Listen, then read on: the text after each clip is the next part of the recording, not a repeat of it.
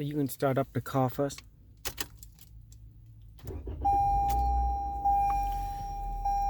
And you can use this pad to reset the maintenance light. And the maintenance light showing that it's needed.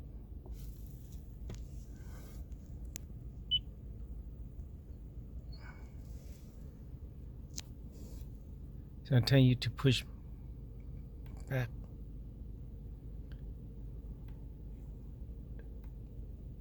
So now you can go to the right where it says setting, go down.